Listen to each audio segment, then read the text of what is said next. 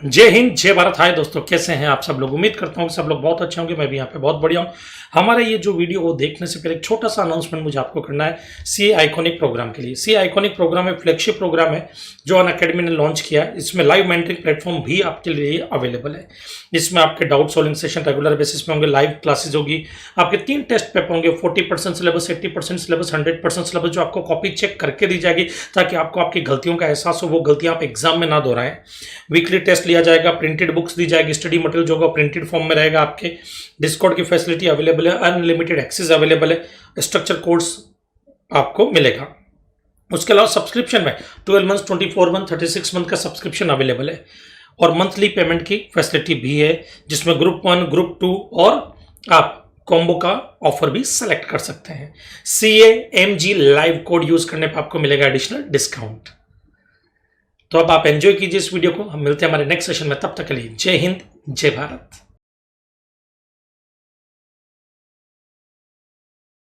सबसे पहला case, supplier अगर नॉन टैक्सेबल टेरिटरी का है, मतलब इंडिया का नहीं, आउटसाइड इंडिया का, और वो सर्विस दे रहा है, मतलब इन शॉर्ट ये इंपोर्ट सर्विस की बात हो रही है यहां पर।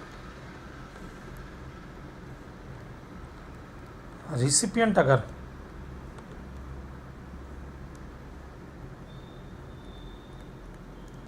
गवर्नमेंट हो, नहीं तो मैं इतना कॉम्प्लिकेटेड करूँ क्यों, मैं सिंपल से ही कर दूँ ना, इसको एकदम सिंपल बता देता हूँ।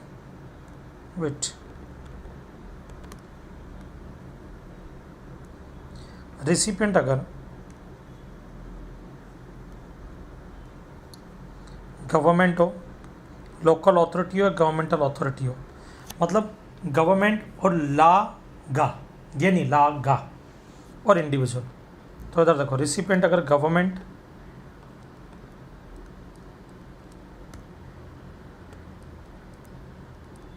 ला गा, इनमें से कोई हो, और such import service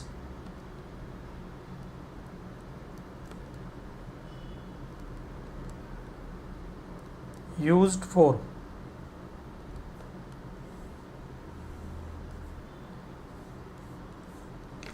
business purpose,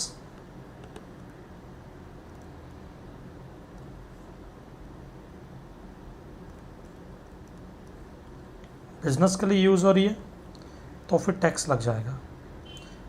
एकदम सिंपल और लेमन लैंग्वेज में समझा रहा हूँ बेटा। आप एक्ट की लैंग्वेज देखोगे तो और भी कॉम्प्लिकेटेड है, समझ में नहीं आएगा। आप तो इतना ध्यान रखना, सप्लायर अगर नॉन टैक्सेबल टेरिटरी का है और सर्विस दे रहा है रिसिपिएंट को, और जो रिसिपिएंट कोई भी हो, यहाँ पे मैंने खाली गवर्नमेंट, ला और गा लिखा, इंडिविजुअल भी लिखो, एक इंडिविजुअल एंड इंडिविजुअल।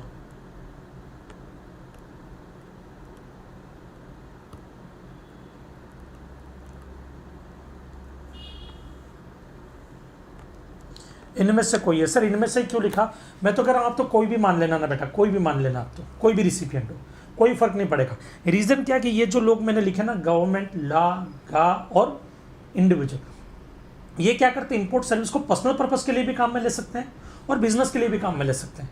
क्योंकि एक इंडिविजुअल आदमी का खुद का पर्सनल पर्पस भी होता है। जैसे मान लीजिए मैं हूँ, अब मैं हूँ, मैंने कोई आर्किटेक्ट की सर्विस ली, अब वो आर्किटेक्ट की सर्विस मैं अपने घर के लिए ले रहा हूँ तो पर्सनल पर्पस के लिए, और अगर मैं अपने बिजनेस ऑफिस के लिए ले रहा हूँ तो बिजनेस पर्पस के लिए माना जाएगा। तो दोनों में से कहीं पे भी यूज हो सकती है। लेकिन अगर मैं यहाँ पे गवर्नमेंटल एंटिटी लिखूँ तो उनका तो काम ही बिजनेस करना है। मैं यहाँ पे पार्टनरशिप फॉर्म लिख दूँ, बॉडी कॉर्पोरेट लिख दूँ, तो उनका काम ही बिजनेस करना है। वो अगर कोई सर्विस लेंगे तो बिजनेस पर्पस के लिए लेंगे बेटा। ओके, तो वहां पे इंप्लाइड है कि वो बिजनेस पर्पस के लिए लेते हैं। खाली ये जो 4 लोग हैं, ये बिजनेस पर्पस के लिए भी कोई सर्विस यूज कर सकते हैं और पर्सनल पर्पस के लिए भी कर सकते हैं। तो देखो, बिजनेस पर्पस के लिए क्या तो टैक्स लगेगा, और अदर देन बिजनेस पर्पस है तो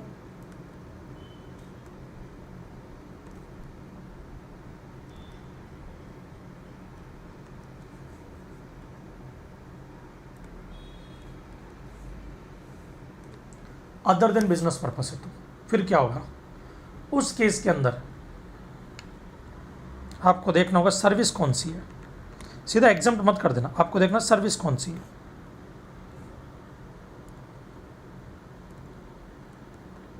इज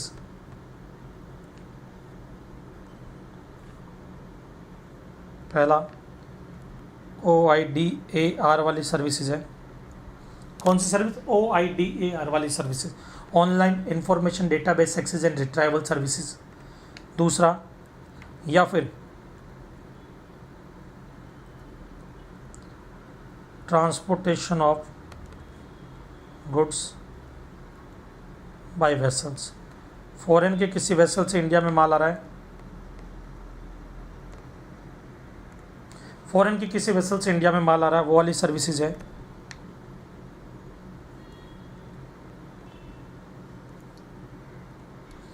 अगर OIDAR वाली सर्विसेज है तो फिर टैक्स लगेगा बेटा किसमें? फॉरवर्ड चार्ज मैकेनिज्म में, क्योंकि पर्सनल पर्पस के लिए आप सर्विस ले रहे हो तो आप GST में रजिस्टर्ड नहीं हो। और OIDAR वाली सर्विस अगर अनरजिस्टर्ड पर्सन को मिलती है तो फॉरवर्ड चार्ज मैकेनिज्म में टैक्स लगता है, ना कि रिवर्स चार्ज में। रिसिपिएंट अगर रजिस्टर्ड होता, बिजनेस एंटिटी होता तो रिवर्स चार्ज लगता बेटा। तो ये टैक्स लगेगा फॉरवर्ड चार्ज मैकेनिज्म में। ये आपने पढ़ा था किसमें? RCM वाले टॉपिक में। Transportation of goods by vessels की सर्विसेज है, तब भी टैक्स लगेगा। ये वाला टैक्स लगेगा RCM में, ये वाला टैक्स लगेगा RCM में। अब बारी आती है आपके सर्विसेज इज अदर सर्विसेज।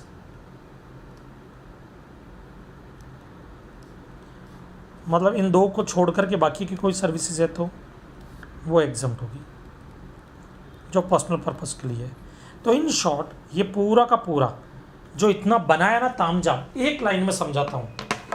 अगर कोई सर्विस इंपोर्ट हो रही है, कोई सर्विस इंपोर्ट हो रही है, वो अगर पर्सनल पर्पस के लिए काम में ले रहे हो, OIDAR को छोड़ करके transportation of goods by vessels not air, by vessels, उसको छोड़ करके कोई भी सर्विस पर्सनल पर्पस के लिए काम में ले रहे हो इंपोर्ट सर्विस को, एग्जाम्पल है, दैट्स ऑल।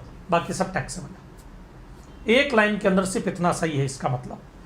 वापस से, इंपोर्ट सर्विस पर्सनल पर्पस के लिए यूज हो रही है, बराबर है, पर्सनल पर्पस के लिए यूज हो रही है, बट वो online information database access and retrieval services नहीं है, या transportation of goods by vessels वाली नहीं है, तो हमेशा एग्जम्प्ट होगी, दैट्स ऑल। उसके अलावा कोई और केस है तो टैक्स लगेगा ही लगेगा। वापस आ जाओ यहाँ पर, एग्जाम्पल से समझो। मान लीजिए बेटा मैं एक इंडिविजुअल हूँ और मैंने क्या किया, एक वास्तु की सर्विस ली, और मैं एक बिल्डर भी हूँ, मेरी बिल्डिंग बना रहा हूँ, एक बिल्डर हूँ, मैं बिल्डिंग बना रहा हूँ, इंडिविजुअल बिल्डर हूँ, कोई पार्टनरशिप फॉर्म वगैरह नहीं है। तो मैंने क्या सोचा कि भाई बिल्डिंग बना रहा हूँ तो वास्तु के हिसाब से बनाऊँ। तो फॉरेन जापान का एक वास्तु वाला है फेंगशुई, जापान के फेंगशुई वाले को मैंने बोला भाई सर्विस दोगे? बोले ठीक है, आ जाओ जरा, इसका एग्जांपल यहीं नीचे ले लेता हूँ। ये इंडिया, ये जापान, इसने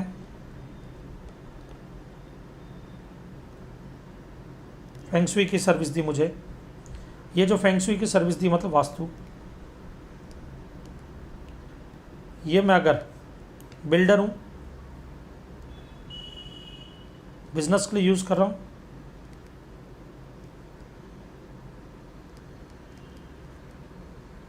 तो मैं इनको जो कंसिडरेशन दे रहा हूँ, मान लीजिए मैंने कंसिडरेशन दिया, ये सप्लायर है, ये रिसिपिएंट है, कंसिडरेशन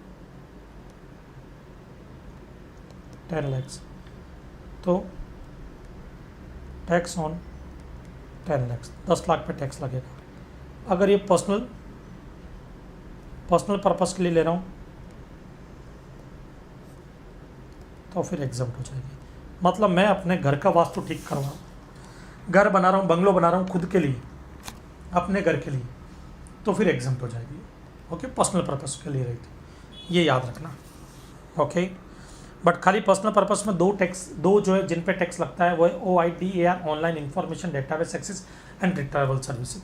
OIDAR में क्या होता है, ऑनलाइन आप मूवीज़ देखते हो, बराबर है, गेम खेलते हो, ऑनलाइन एडवर्टीजमेंट करते हो, कोई भी इंफॉर्मेशन जैसे मैट्रिमोनियल साइट वगैरह से कोई इन्फॉर्मेशन डाउनलोड करते हो, वो सब चीज़ें यहाँ पर कवर होती है। एक बेस्ट एग्जांपल देता हूँ आपको मैं, नेटफ्लिक्स है। नेटफ्लिक्स, अब नेटफ्लिक्स जब आप लेते हैं, सब्सक्रिप्शन लेते हैं नेटफ्लिक्स का मूवीज़ वगैरह देखने के लिए, तो नेटफ्लिक्स USA की कंपनी है और आप कौन हो, इंडिविजुअल पर्सन जो पर्सनल पर्पस के लिए ले रहे हो। आप कोई मूवी थोड़ी दिखाओगे किसी को, खुद के लिए ले रहे हो, एंटरटेनमेंट के लिए, उस पर भी GST लगता है और टैक्स नेटफ्लिक्स पे करता है। उसके एजेंट यहाँ पे अपॉइंट किए हुए हैं, वो टैक्स पे करेंगे उनके बिहाफ पर, फॉरवर्ड चार्ज मैकेनिज्म में। ओके, चलो, भले वो पर्सनल पर्पस के लिए, फिर भी एक वेसल से मैं फॉरेन से अपने घर के लिए कुछ मार्बल्स मंगवा रहा हूँ, ताकि मैं अपने घर जो घर बना रहा हूँ उसमें यूज़ करूँगा। मार्बल्स आ रहे हैं फॉरेन से, जो वेसल्स के थ्रू आ रहे हैं, और वो वेसल्स नॉन टैक्सेबल टेरिटरी का, फॉरेन कंट्री का वेसल्स। अब उसको जो मैं पैसा दूंगा ना, उसमें मैं टैक्स पे करूँगा आरसीएम में, रिवर्स चार्ज में। भले वो मेरे पर्सनल पर्पस के लिए, बट मेरे को सर्विस कौन दे रहा है? एक वेसल्स दे रहा है जो नॉन टैक्सेबल टेरिटरी का है, और कौन सी सर्विस? ट्रांसपोर्टेशन ऑफ गुड्स वाली, टैक्स लगे। इन दो के अलावा कोई और सर्विस मैंने पर्सनल पर्पस के लिए यूज़ की, एग्जम्प्ट होगा। तो आओ जरा यहाँ पर, ये बोल रहे सप्लायर जो है वो नॉन टैक्सेबल टेरिटरी का है, रिसिपिएंट है government, local authority, governmental authority,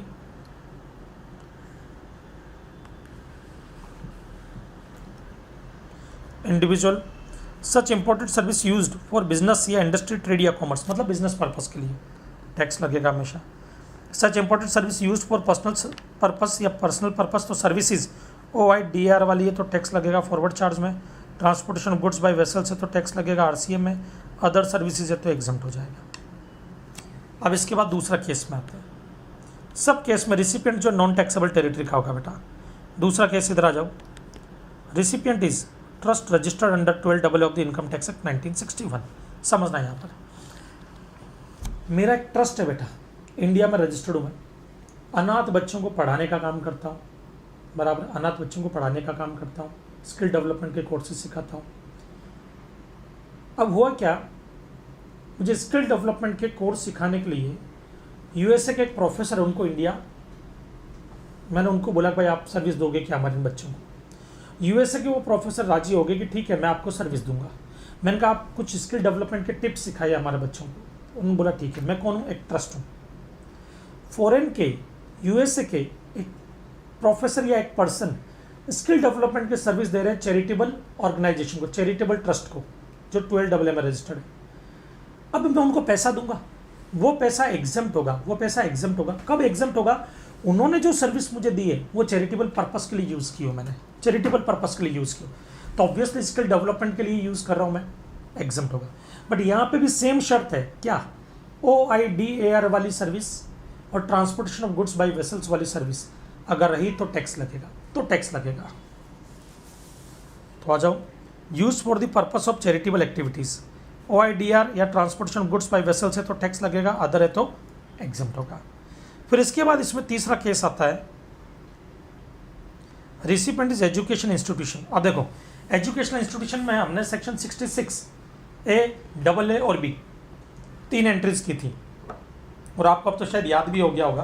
वहाँ पे 3 कैटेगरी डिवाइड की थी हमने। कैटेगरी A जिसमें प्री स्कूल्स या up to higher secondary school और इक्विवेलेंट थे। कैटेगरी B जिसमें हमने किसको लिया था? Vocational training programme affiliated by government या काउंसिल। ओके। कैटेगरी C जो 12th के बाद के कोर्सेज होते हैं जो रिकग्नाइज और अप्रूव्ड होते हैं बाय गवर्नमेंट, कॉलेज हो गया, यूनिवर्सिटीज़ हो गई, MBA हो गया, ICA वगैरह हो गए, वो सब। तो जो कैटेगरी C है ना, उनको ऑनलाइन जर्नल्स एंड पीरियडिकल्स की सर्विस अगर मिलती है तो एग्जम्प्ट होती है। ये आप लोगों ने पढ़ा है, कहाँ पर पढ़ा बेटा? ये आप लोगों ने 66 में, एंट्री नंबर 66 में पढ़ा है कि वो एग्जम्प्ट होती है ऑनलाइन। 66B में आपने पढ़ा था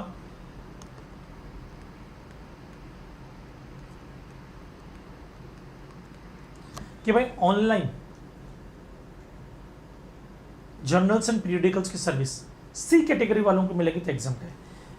लेकिन बेटा मान लीजिए जो सप्लायर है वो नॉन टैक्सेबल टेरिटरी का हो तो वो यहाँ पर एग्जम्प्ट होगी। इन्होंने यही बोला खाली कि सप्लायर नॉन टैक्सेबल टेरिटरी का। देखो ये एंट्री कब लगती थी? जब सप्लायर टैक्सेबल टेरिटरी का हो। अब वो अगर मैं महाराष्ट्र का रहने वाला हूँ, सप्लायर भी महाराष्ट्र का है, मैं कौन हूँ? C कैटेगरी वाला एजुकेशनल इंस्टीट्यूशन, मैं महाराष्ट्र का रहने वाला, सप्लायर भी महाराष्ट्र का रहने वाला, तो CGST एक्ट में आ जाएगा और इंटर स्टेट सप्लाई मानी जाएगी। लेकिन अगर सप्लायर दिल्ली का रहने वाला, मैं जो कॉलेज है वो महाराष्ट्र का रहने वाला, तो उस केस में IGST एक्ट में एप्लीकेबल होता है, वो IGST एक्ट में आएगा। लेकिन यहाँ पे जिसकी बात की जा रही है ना, वो सिर्फ और सिर्फ उस पर्सन की, उस शख्स की बात हो रही है जो नॉन टैक्सेबल टेरिटरी में है। कहाँ है? नॉन टैक्सेबल टेरिटरी में, वहाँ से सर्विस दे रहा है। और सर्विस कौन सी दे रहा है? Online information sorry, online periodicals and journals की। तो रिसिपिएंट एजुकेशनल इंस्टीट्यूशन है इंडिया का, सप्लाई नॉन टैक्सेबल टेरिटरी का है, but except pre schools, higher secondary school या वोकेशनल ट्रेनिंग इंस्टीट्यूट, इनको छोड़ करके। तो मतलब बचा कौन? कॉलेजेस, यूनिवर्सिटीज़, ICAI, वो सब। Online educational journals and periodicals की सर्विस देगा, वो एग्जाम्प्ट है। लास्ट इसी कैटेगरी में आता है recipient located in non taxable territory. अगर कोई रिसिपिएंट नॉन टैक्सेबल टेरिटरी में लोकेटेड है, कहाँ पर है बेटा? नॉन टैक्सेबल टेरिटरी में लोकेटेड अगर कोई रिसिपिएंट, तो क्या होगा? इसका मतलब समझो बेटा, मैं गया फॉरेन कंट्री में और मैं वहाँ पे सलून में जाकर के बोलता मेरी कटिंग कर देना यार, मेरी शेविंग कर देना। सप्लाई नॉन टैक्सेबल टेरिटरी का, रिसिपिएंट भी लोकेटेड कहाँ है? नॉन टैक्सेबल टेरिटरी में, उस पर GST नहीं लगेगा, एग्जम्प्ट। तो ये एक बड़ी एग्जम्पशन है, बराबर है। इसको एक बार आप यहाँ पे देख लेना, इसको वापस से रीड करना, बहुत इंपॉर्टेंट है।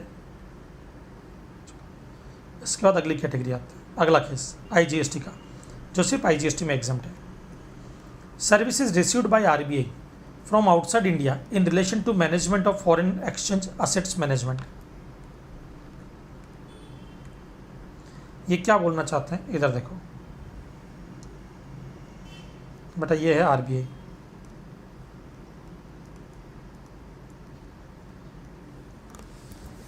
ये है मिस्टर A, ये है मिस्टर B, ये है ओवरसीइंग कमिटी, ये है schedule bank,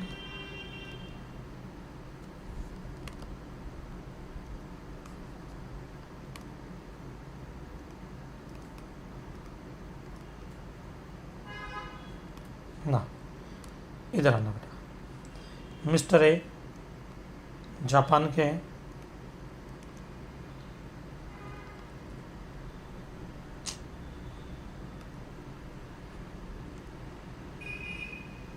mister A Japan के हैं। एक तो कोई हार्ट टच हो जाता है नीचे, दूसरा आइकन ओपन हो जाता है। मिस्टर B इंडिया के हैं, ओवरसीइंग कमेटी भी इंडिया की है बेटा, RBI नहीं बनाया इसको तो ना। RBI जो शेड्यूल बैंक को सर्विस देगी या किसी को भी सर्विस देगी, वो एग्जम्प्ट होता है, हमने पढ़ा था, वो अपने इसमें एग्जम्प्ट होता है एंट्री नंबर 26 में बेटा। इंडिया का कोई भी पर्सन RBI को सर्विस देता है, टैक्स लगता है फॉरवर्ड चार्ज मैकेनिज्म में। ओवरसीइंग कमेटी अगर RBI को सर्विस देती है तब टैक्स लगता है RCM में।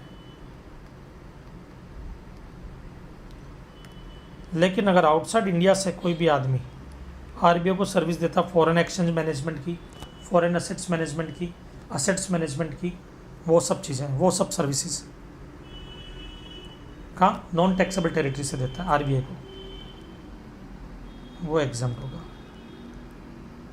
ये उसकी बात कर रहे हैं, जो यहाँ पे बात हो रही है वो इसकी बात हो रही है।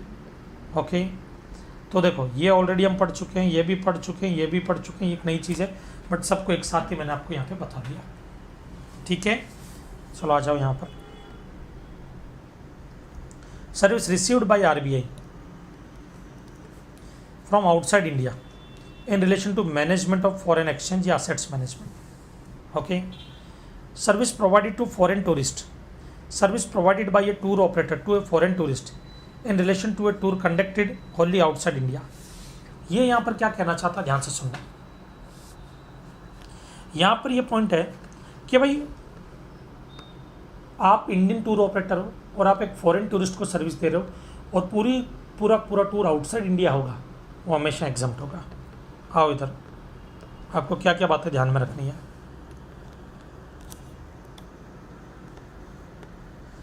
आपको ध्यान में रखना है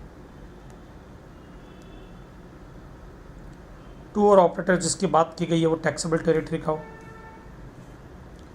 दूसरा, रिसिपिएंट जिसकी बात की गई है वो नॉन टैक्सेबल टेरिटरी का हो। दो कंडीशन। साथ में आपको ये ध्यान रखना, टूर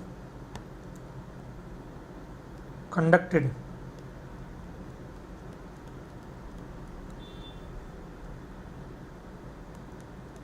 100% आउटसाइड इंडिया।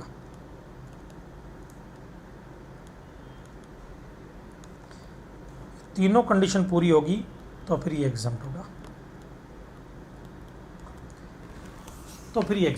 एग्जाम्पल के लिए मैं इंडिया का टूर ऑपरेटर हूँ और यूएसए से मुझे किसी ने बोला है कि उनको जापान का टूर करना है जो मैं कंडक्ट करूँ। मैंने कहा ओके, वो टूर पूरा मैं कंडक्ट करूँगा, जापान में मेरे अच्छे कॉन्टैक्ट है, आपको टेंशन लेने की ज़रूरत नहीं है, 5 लाख रुपीज़ लगेंगे। उन्होंने जो मुझे 5 लाख रुपीज़ पे किए हैं वो एग्जाम्प्ट है, क्योंकि मैं सप्लायर हूँ टैक्सेबल टेरिटरी का इंडिया का, वो रिसिपिएंट है नॉन टैक्सेबल टेरिटरी यूएसए के, और टूर कंडक्ट पूरा कहाँ हो रहा है, जापान में हो रहा है, आउटसाइड इंडिया, 100% आउटसाइड इंडिया। अगर उन्होंने मुझे बोला होता महेश गौड़ आपको टूर कंडक्ट करना है जापान का और इंडिया में हमको ताजमहल देखना है, कुंभलगढ़ का फोर्ट देखना है, बराबर है, आमेर का फोर्ट देखना है, कुतुब मीनार देखना है, मैंने कहा हो जाएगा, टेंशन नहीं लो, सब हो जाएगा, आ जाओ आप। बोले ठीक है। अब यहाँ पर उन्होंने मुझे 7 लाख रुपीज़ पे किया, मैं उनको जापान का टूर भी करवाऊँगा, मैं उनको इंडिया का टूर भी करवाऊँगा, पूरे 7 लाख पे टैक्स लगेगा, क्योंकि 100% आउटसाइड इंडिया नहीं है ये टूर, 100% आउटसाइड इंडिया नहीं, पूरे पे टैक्स लग जाएगा। केस नंबर 3, मैं टूर ऑपरेटर इंडिया का और आप इंडिया के, और आप मुझे बोल रहे हो कि जापान का टूर कंडक्ट करूं मैं आपके लिए, पूरे पे टैक्स लग जाएगा, क्योंकि आप फॉरेन टूरिस्ट नहीं हो, नॉन टैक्सेबल टेरिटरी के होने चाहिए। तो जो टूरिस्ट है ना रिसिपिएंट, वो फॉरेन टूरिस्ट होने जरूरी है, फॉरेन टूरिस्ट, आप फॉरेन टूरिस्ट नहीं हो यहाँ पर, फॉरेन टूरिस्ट हो गए तो ही एग्जम्पशन मिलेगी। इंडियन टूरिस्ट हो और टूर आउटसाइड इंडिया कंडक्ट किया मैंने तो टैक्स लग जाएगा, यहाँ पर टैक्स लग जाएगा। खाली इंडियन टूरिस्ट के लिए 2 ही केस में एग्जम्पशन है। क्या? अगर आप इंडियन टूरिस्ट हैं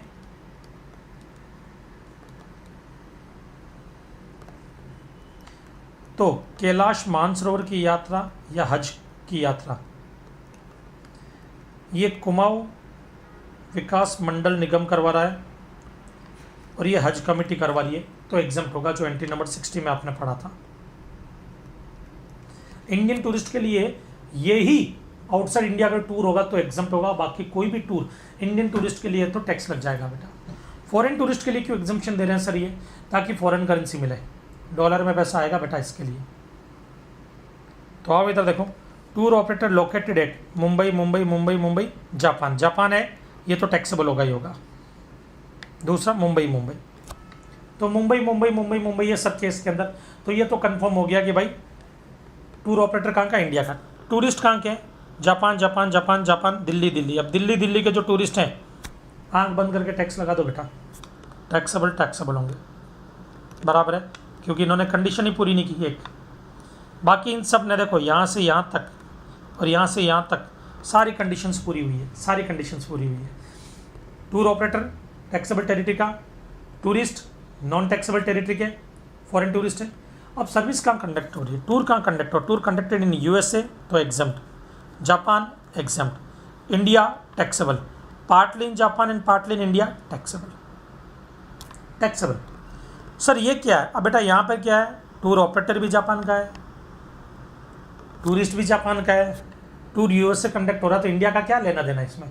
जापान के आदमी को यूएस से घुमाने ले जा रहा है, इंडियन गवर्नमेंट क्या करेगी वहाँ पर?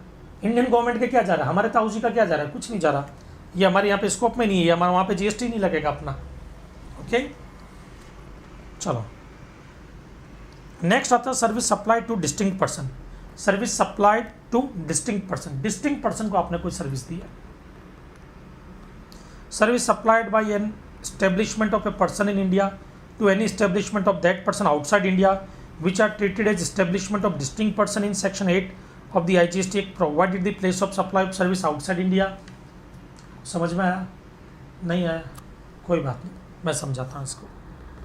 आओ इधर, ये बोलना चाहता कि मान लीजिए ये मैं हूँ, मेरा एक इस्टेब्लिशमेंट है मुंबई में, MG interior decorator and company,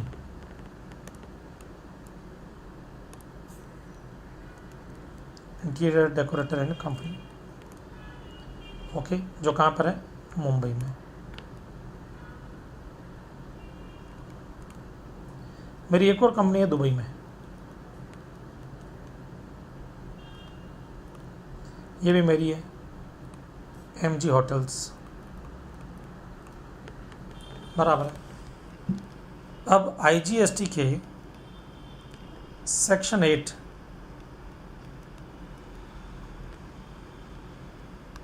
उसके अकॉर्डिंग इनको डिस्टिंक्ट पर्सन माना जाता है बेटा।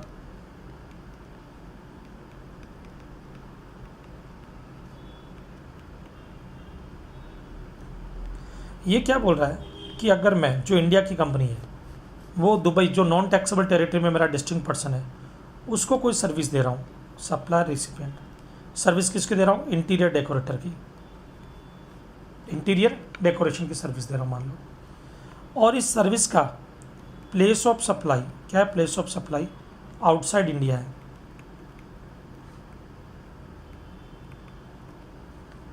अब ऑब्वियसली बेटा प्लेस ऑफ सप्लाई जब चैप्टर आप पढ़ोगे तो आपको पता लगेगा, इंटीरियर डेकोरेशन वगैरह के लिए जहाँ पे आप इंटीरियर डेकोरेशन कर रहे हो वो जगह प्लेस ऑफ सप्लाई होगी। MG होटल्स दुबई में है तो दुबई प्लेस ऑफ सप्लाई माना जाएगा बेटा। यहाँ पर क्या माना जाएगा, दुबई प्लेस ऑफ सप्लाई माना जाएगा। तो प्लेस ऑफ सप्लाई यहाँ पे क्या हो गया, दुबई।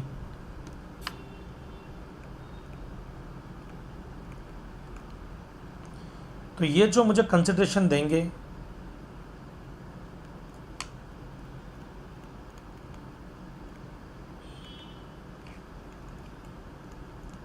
एग्जम्प्ट है, क्योंकि ये सर्विस पूरी की पूरी एग्जम्प्ट होगी। सर ऐसा क्यों, उसके पीछे का रीज़न है बेटा, ध्यान से सुनना। हुआ क्या था, दुबई में एक शेख साहब की होटल थी, दुबई के कोई शेख थे, केस को समझना। मैंने इनको इंटीरियर डेकोरेशन की सर्विस दी थी। अब यहाँ पे देखना, सप्लायर कहाँ का है, सप्लायर मैं हूँ टैक्सेबल टेरिटरी का, रिसिपिएंट कहाँ का, नॉन टैक्सेबल टेरिटरी का, प्लेस ऑफ सप्लाई क्या, Dubai, outside India,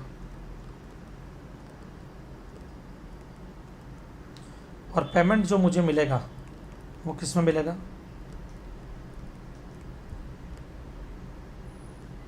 foreign currency में। तो ये क्या मान लिया जाता है, एक्सपोर्ट सर्विस। अगर ये चारों कंडीशन पूरी होती है ना, उसको बोलते हैं एक्सपोर्ट सर्विस बेटा। तो ये शेख साहब को जो मैं इंटीरियर डेकोरेशन की सर्विस दे रहा हूँ उसको एक्सपोर्ट सर्विस माना जाएगा, क्योंकि एक्सपोर्ट सर्विस के लिए 4 कंडीशन पूरी करनी पड़ती है बेटा। सप्लाई टैक्सेबल टेरिटरी का हो, रिसिपिएंट नॉन टैक्सेबल टेरिटरी का हो, place of supply outside India हो, और पेमेंट फॉरेन करेंसी में आ रहा। हाँ, नेपाल वगैरह के लिए अलाउ है कि इंडियन करेंसी में पेमेंट कर सकते हैं, बट वो कुछ कंट्रीज को अलाउ किया गया, RBI ने परमिट किया कि इंडियन करेंसी में कर सकते, बाकी सब जगह पे फॉरेन करेंसी में पेमेंट होना चाहिए।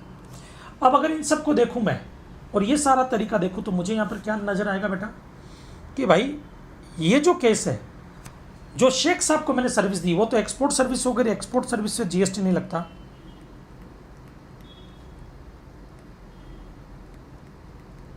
गवर्नमेंट एक्सपोर्ट सर्विस पे GST नहीं लगा था, लेकिन मेरे इस केस में एक्सपोर्ट सर्विस नहीं मानी जाएगी। क्यों नहीं मानी जाएगी, उसका रीजन देखना। सप्लायर टैक्सेबल टेरिटरी का है, रिसिपिएंट नॉन टैक्सेबल टेरिटरी का है, प्लेस ऑफ सप्लाई भी दुबई है, आउटसाइड इंडिया, बट पेमेंट है ना, दुबई वाली होटल तो मेरी है। हो सकता है फ्री में सर्विस ली हो, बट रिलेटेड पार्टी को विदाउट कंसिडरेशन भी अगर हम कुछ देते हैं तभी सप्लाई तो माना जाएगा बेटा, अगर वो in course of furtherance of business है तो यहाँ पे GST तो लगेगा, सप्लाई तो माना जाएगा। दूसरा, पेमेंट इंडियन करेंसी में भी हो सकता है। तो मैंने इंडियन गवर्नमेंट को बोला कि भाई मैं शेख साहब को सर्विस देता हूँ तो आपने एग्जम्प्ट कर रखा है, मैं अपनी ही यूनिट को सर्विस दूंगा तो टैक्स लग जाएगा यहाँ पर। तब गवर्नमेंट ने ये प्रोविज़न बनाया, बोला महेश गुड एक काम करते हैं, अगर तेरी इंडिया की कोई यूनिट अपनी ही दूसरी डिस्टिंक्ट यूनिट को कोई सर्विस देती है जिसमें place of supply outside India है, ये कंडीशन, मतलब ये 3 कंडीशन तो कम से कम पूरी करना, पेमेंट वाली को हम छोड़ देंगे, 3 कंडीशन तो पूरी करना, हम उसको एग्जम्प्ट कर देंगे, तेरे को कोई GST पे नहीं करना। इसलिए ये एग्जम्प्ट हुई है, इसलिए ये वाली एंट्री एग्जम्प्ट करनी पड़ी। बराबर, ये रीज़न है, ये लॉजिक है उसका। तो इधर देखो, service supplied by an establishment of person in India, जो इंडिया में उसका एक एस्टेब्लिशमेंट सर्विस दे रहा है, to any establishment of that person outside India, उसी आदमी के दूसरे एस्टेब्लिशमेंट को जो आउटसाइड इंडिया है, which are treated as establishment of distinct person, तो डिस्टिंक्ट पर्सन माना जाएगा, provided that the place of supply of service outside India, कम से कम place of supply outside India हो। इसका मतलब प्लेस ऑफ सप्लाई अगर आउटसाइड इंडिया नहीं होती, विद इन इंडिया होती, और फिर भला सप्लाई टैक्सेबल टेरिटरी का हो, रिसिपेंट नॉन टैक्सेबल टेरिटरी का हो, जीएसटी लगता बेटा यहाँ पर, जीएसटी लगता फिर यहाँ पर। तो 3 कंडीशन तो कम से कम यहाँ पे पूरी करनी पड़ेगी। तो यहाँ पे चाहो तो शॉर्ट में यूँ लिख सकते हो, सप्लाई टैक्सेबल टेरिटरी का, रिसिपेंट नॉन टैक्सेबल टेरिटरी का, और दोनों डिस्टिंक्ट पर्सन हो, और plus place of supply outside India, तो एग्जम्प्ट होगा। Next, import service by specified organisation. कुछ स्पेसिफाइड ऑर्गेनाइजेशन है जैसे यूनाइटेड नेशन हो गया, स्पेसिफाइड इंटरनेशनल ऑर्गेनाइजेशन हो गए, इनको फॉरेन से जो भी सर्विस मिलती है वो पूरी की पूरी एग्जम्प्ट होती है। नाम याद रख लेना इनके। या foreign diplomatic mission, foreign diplomats जो इंडिया में होते हैं, इनको फॉरेन से अगर कोई सर्विस मिलती है, इनकी फैमिली को कोई सर्विस मिलती है, वो पूरी की पूरी एग्जम्प्ट होगी। तो देखो, this service imported are for official purpose, foreign diplomatic mission या काउंसलर पोस्ट, ये जो दूसरी कंट्री के जो इंडिया में अभी सिचुएटेड है, इंडिया में है, हर कंट्री का मैंने कहा ना दूसरी कंट्री में एक फॉरेन डिप्लोमेट्स होता है, फॉरेन डिप्लोमेट्स होता है। तो यहाँ पर किसी और कंट्री के फॉरेन डिप्लोमेट्स जो इंडिया में है, उनको जैसे मान लो यूएसए के फॉरेन डिप्लोमेट्स इंडिया में, तो यूएसए की गवर्नमेंट उनको कोई सर्विस तो देती होगी ना, वो सर्विस उनके लिए तो इंपोर्ट सर्विस है जो यूएसए से इंडिया में आ रही है। तो कोई भी ऑफिशियल पर्पस के लिए फॉरेन डिप्लोमेट्स काउंसलर पोस्ट को सर्विस मिल रही है, या पर्सनल पर्पस के लिए diplomatic agent, career consular office और मेंबर्स ऑफिस और हर फैमिली, उनको अगर सर्विस मिलती है तो ये पूरी की पूरी एग्जम्प्ट होगी। सिर्फ इतना याद रखो, foreign diplomats, consular post, diplomatic agent, career consular office और उनकी फैमिली मेम्बर्स को जो फॉरेन से सर्विस मिलती है वो एग्जम्प्ट होगी। बट शर्त है उनको यहाँ पर मिनिस्ट्री ऑफ एक्सटर्नल अफेयर जो है उनके प्रोटोकॉल के अकॉर्डिंग एक सर्टिफिकेट लेना पड़ता है। Certificate should be issued by the protocol division of the ministry of external affair, उसके बाद ही एग्जम्प्ट होगी। अगर ये certificate ministry of external affair ने विड्रॉ कर लिया, वापस ले लिया, तो उनको जो भी सर्विस मिलेगी फॉरेन डिप्लोमेट्स को पूरी की पूरी टैक्सेबल होगी ना। ये एग्जम्पशन यहाँ पे कंप्लीट होता है।